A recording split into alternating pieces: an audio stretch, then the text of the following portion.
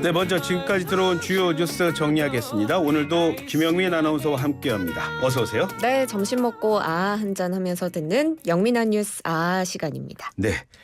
자, 먼저 G7 정상회의 얘기 좀 하겠습니다. 일정이 마무리됐는데요. 이번 회의에서는 역시 중국에 대한 논의가 핵심이었어요. 그렇죠? 네, 그렇습니다. 40쪽 분량의 정상회의 공동성명 발표가 됐는데요. 예. 아무래도 중국, 러시아에 대한 내용이 비중 있게 논의됐습니다. 먼저 중국에 대한 이야기를 좀 해보면 이 발표된 공동성명에서 중국에 대한 견제 입장 뚜렷했습니다. 예. 다만 뉘앙스가 이제 조금 기류가 바뀌었다라고 느낄 수가 있는 부분이 건설적이고 안정적인 관계를 구축할 용의가 있다라는 뜻을 드러낸 건데요.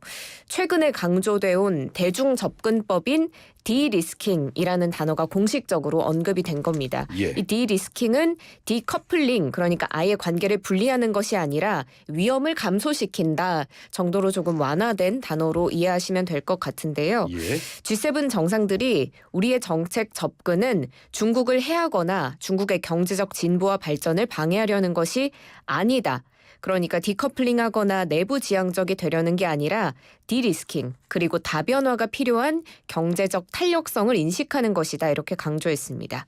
중국을 적대시하려는 것이 아니다라는 취지로 말을 했지만 예. 중국은 강력 반발했습니다. 예. 미국의 최대 메모리 반도체 기업인 마이크론에 대해서 심각한 네트워크 보안 위험이 발견됐다라면서 대규모 구매 금지 조치에 나섰는데 이게 지금 공동성명 발표에 따른 보복 조치가 아니냐라는 해석이 많더라고요. 예. 또 중국 외교부가 주중 일본 대사 불러서 엄중하게 항의하기도 했습니다. 자, 중국에 대해서는 그랬다고 하는데요. 러시아에 대해서는 또 뭐라고 하던가 G7이요? 네, 러시아에 굉장히 단호한 태도를 보이면서 우크라이나를 지지하는 태도 보였습니다. 예. 러시아가 일으킨 잔혹한 침략 전쟁, 국제사회의 기본 규범을 위반한 전 세계에 대한 위협이다라고 밝히면서 우크라이나의 지속적인 평화가 올 때까지 외교, 금융, 인도, 군사적 지원 이어나가겠다는 뜻을 재확인했습니다. 그리고 정상회의 첫날인 19일에는 예. 이 러시아에 대한 추가 제재, 그리고 러시아를 지원하는 제3국가에 대해서 대가를 치르게 하겠다는 내용의 별도 성명을 발표하기도 했는데요. 중국뿐 아니라 러시아도 불편한 심기를 숨기지 않았습니다. 예. 이 G7 국가들이 반러시아, 반중국 정서를 부추기고 있다, 이렇게 강력히 반발하면서 젤렌스키 우크라이나 대통령을 초청해서 이 회의를 선동 쇼로 만들었다, 이렇게 맹비난했고요. 예. 회담 결론도 반러시아, 반중국 메시지로 가득 차 있다, 이렇게 주장했습니다. 중국에 대해서는 좀 유하게 하고 그리고 러시아에 대해서는 또 강력하게 했는데도 불구하고 이 두 나라의 반발의 강도는 비슷했다, 그런 말씀으로 들립니다. 자, 그런데 이번에 G7에서요 후쿠시마 오염수와 관련한 성명도 나왔다고요?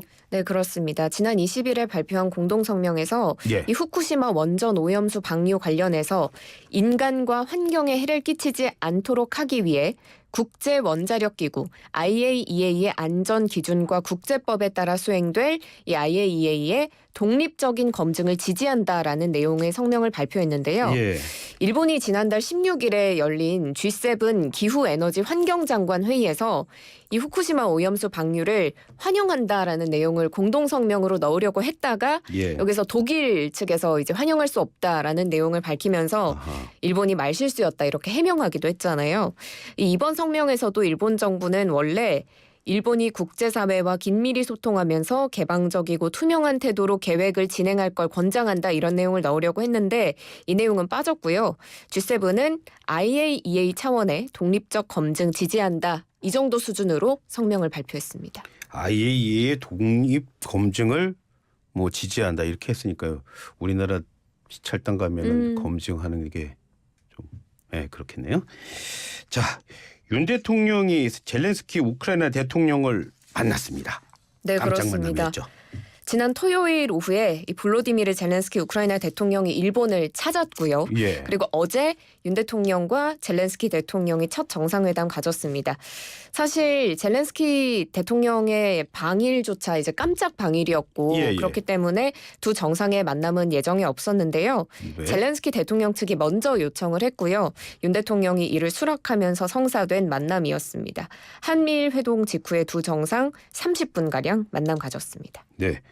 젤렌스키 대통령 뭐 G7의 얼굴 비추긴 하겠지만 무슨 화상으로 만난다든가 이렇게 생각을 했었는데 멀리까지 날라왔어요. 자, 그러면 우리나라 대통령과 젤렌스키 대통령이 만나서 무슨 얘기했습니까? 네, 일단 윤 대통령은 우크라이나에 지원 약속하면서 연대하겠다는 뜻을 밝혔습니다. 예. 대한민국은 자유와 국제연대, 규범에 입각한 국제질서 중시한다면서 한국 정부는 앞으로도 국제사회와 긴밀히 협력해서 우크라이나에 대한 외교적, 경제적, 인도적 지원을 포함해서 그들이 필요로 하는 지원 제공해 나가겠다라고 말을 했고요. 예. 그러면서 이제 우크라이나 대통령도 화답을 했습니다. 한국과 협력을 확대해 나가길 기대한다 하면서 이제 감사의 뜻도 밝혔는데 예. 한국 정부가 의약품, 발전기, 교육용 컴퓨터 등 인도적인 지원 물품을 적시에 지원해줘서 감사하다라고 말하면서 앞으로도 추가적인 비살상 물품 지원 희망한다고 말했고요. 예. 윤 대통령도 지뢰 제거 장비, 긴급 후송 차량 등 현재 우크라이나가 필요로 하는 물품 신속히 지원할 수 있도록 노력하겠다고 답했습니다. 자, 이번 정상회담에서 특히 주목을 모은 게 바로 한일 정상이 한국인 원폭 희생자 위령비를 함께 참배했다는 거였습니다. 그렇죠? 네, 그렇습니다. 두 대통령이 그러니까 한국 대통령 그리고 일본 대통령 또 우리나라 대통령 혼자서라도 거기를 찾은 게 좀 처음이라고 하더라고요. 그렇죠? 네, 윤석열 대통령 부부 그리고 기시다 후미오 일본 총리 부부가 함께 이제 어제 한국인 원폭 피해자의 위령비 참배했는데요. 예. 네, 말씀하신 것처럼 처음 있는 일이고요. 예, 예. 이 자리에는 박남주 전 한국 원폭 피해자 대책 특별위원회 위원장, 예. 권준호 현 위원장 등 한국인 원폭 피해자 10여 명도 함께했습니다. 이 원폭 투하가 우리 한국인 2만여 명의 목숨을 앗아간 정말 안타까운 일인 만큼 예. 엄중한 분위기에서 참배가 이뤄졌고요.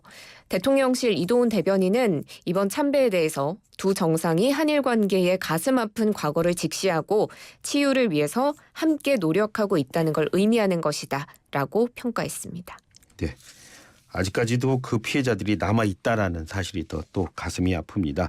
자, 두 정상 위령비 참배 후에 어떤 말 하던가요? 네, 참배 이후에 두 정상이 회담장으로 이동해서 한일 정상회담 약 35분가량 가졌는데요. 예.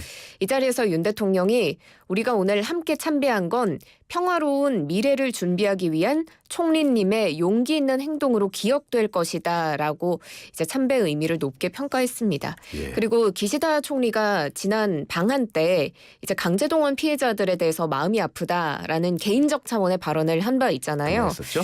그걸 거론하면서 윤 대통령이 이게 한국 국민들에게 큰 반향을 불러일으켰다. 그리고 진정성 있는 모습 보여주신 총리님의 용기와 결단 매우 소중한 것으로 생각한다. 이렇게 말하기도 했습니다. 여기에 대해서 기시다 총리는 예.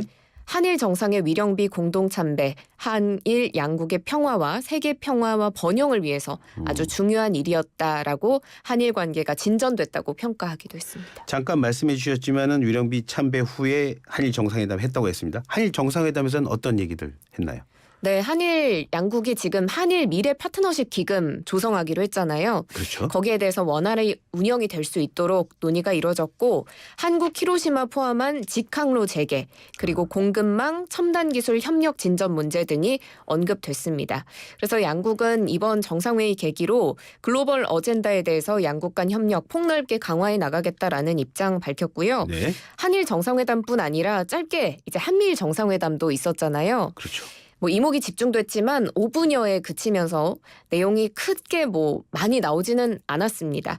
다만 바이든 대통령은 지금 한일 정상 워싱턴 DC로 초청해서 3자 회담 갖자고 제안을 해서 세부 일정은 아직 조율되지 않았지만 삼국 정상이 미국에서 따로 만나면 이 삼국 공조가 더 긴밀해지지 않을까 싶습니다. 네. 대통령이 어제 우리나라에 왔죠? 그렇죠? 네. 대통령이 어저께 오고서 오고 나서 독일 총리 만나고요. 그리고 오늘은 EU 지도부와 정상회담을 갖죠? 네, 그렇습니다. EU 지도부가 G7 정상회의 마치고 윤 대통령과 회담을 위해서 한국을 찾았는데 아하. EU의 현 지도부가 동시에 방한하는 건 처음입니다. 예. 오늘 오후에 용산 대통령실에서 EU 집행위원장 그리고 EU 정상회의 상임의장과 정상회담 가지고요. 예. 공동 기자회견, 공식 만찬 등의 일정을 차례로 소환할 소화할 예정입니다. 예, 오늘 회담에서는 어떤 얘기들 한다고 하던가요? 네, 기존의 한 EU 협력을 좀 폭넓게 그린, 보건, 디지털 예. 이렇게 3대 핵심 협력 분야로 확장하는 방안이 논의될 걸로 보입니다. 예. 그리고 북한의 비핵화를 비롯한 공조 방안이나 우크라이나 전쟁 지원 혹은 전쟁 후의 재건 방안 등도 함께 논의될 걸로 보입니다. 잠깐 언급이 있었습니다만 후쿠시마 오염수 문제요. 예. 그런데 후쿠시마 오염수 시찰단이 오늘부터 본격적인 일정에 돌입한다고요? 네, 어제 이제 시찰단이 일본에 도착했고요. 예. 오늘 본격적으로 일정에 들어가는데요. 예.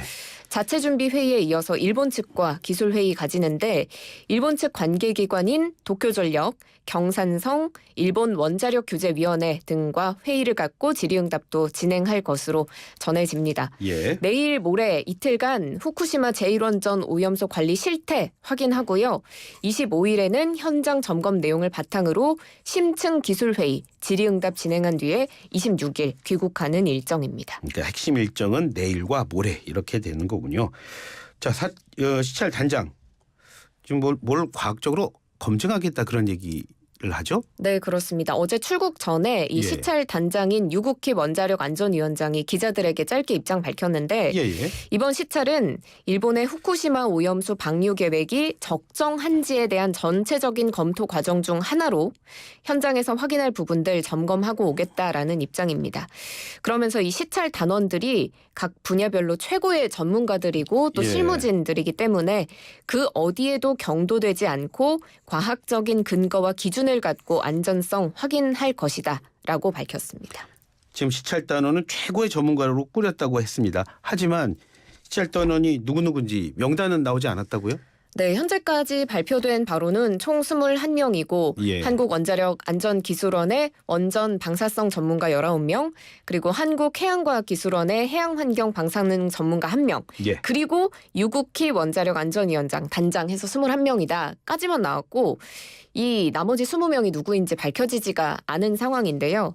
그래서 민주당이 정말 강하게 비판을 하고 있더라고요. 지금 민주당은 이번 시찰단을 산무 깜깜이 시찰이라고 비판을 하고 있는데 시료 채취가 없고 명단이 없고 언론이 또 동행 취재를 하지 않기 때문에 언론 검증도 없다라고 비판을 하고 있습니다.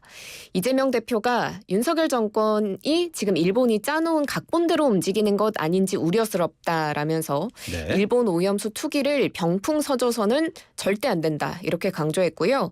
그리고 박광원 원내대표는 이 국회가 시찰단으로부터 결과를 보고받아서 국민들이 궁금해하시는 부분 엄정하게 살펴보겠다라고 밝히면서 예. 또 여당과 협의해서 이 시찰단을 국회에 출석시키는 방안까지 적극 검토한다는 입장입니다. 다녀와서도 또 바쁜 일이 남아 있을 걸로 보입니다. 자, 내용도 많은데요. 진짜 정리하시느냐고 고생 많으셨습니다. 감사합니다. 예, 김영민 아나운서와 함께 지금까지 들어온 주요 뉴스 정리해봤습니다.